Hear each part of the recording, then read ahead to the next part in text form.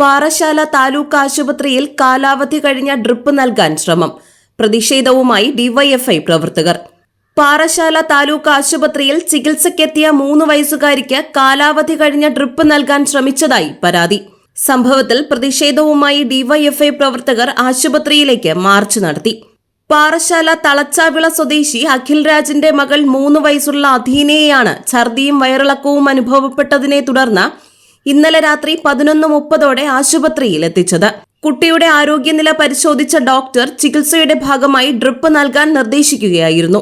തുടർന്ന് ഡ്രിപ്പ് ഇടാനുള്ള നടപടികൾ സ്വീകരിക്കുന്നതിനിടെ കൂട്ടിരിപ്പുകാർ മരുന്നിന്റെ കാലാവധി പരിശോധിച്ചപ്പോഴാണ് അത് 2 മാസം മുൻപ് അവസാനിച്ചതാണെന്ന് വ്യക്തമായത്. വിവരമറിഞ്ഞ നാട്ടുകാർ ആശുപത്രിയിൽ തടിച്ചുകൂടിയെങ്കിലും കുട്ടിയുടെ രക്ഷിതാക്കൾ ഔദ്യോഗികമായി പരാതി നൽകിയിട്ടില്ല.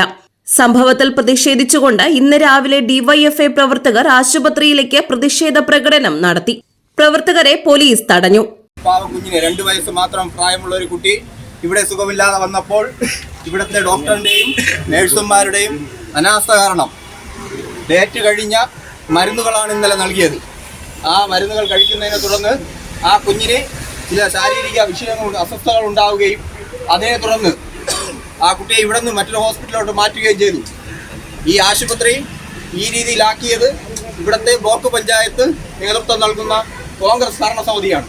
കഴിഞ്ഞ 10 വർഷക്കാലം നല്ല രീതിയിൽ പ്രവർത്തിച്ചു കൊണ്ടിരുന്ന കേരളത്തിലെ പൊതു ആരോഗ്യ രംഗത്തെ തകർക്കുന്ന രീതിയിലാണ് ഇപ്പോൾ നിലവിലുള്ള RSSകാരനായ VD സതീശൻ നേതൃത്വം കൊടുക്കുന്ന കേരളത്തിലെ ഗവൺമെന്റ് നടത്തുന്നത്.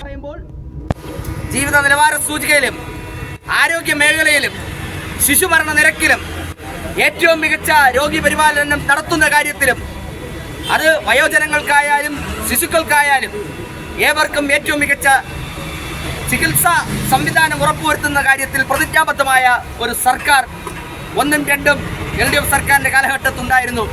സംഭവത്തിൽ അധികൃതരുടെ ഭാഗത്തുനിന്നും അടിയന്തര അന്വേഷണം വേണമെന്ന ആവശ്യം ഉയർന്നിട്ടുണ്ട്. GTV news, Parassala.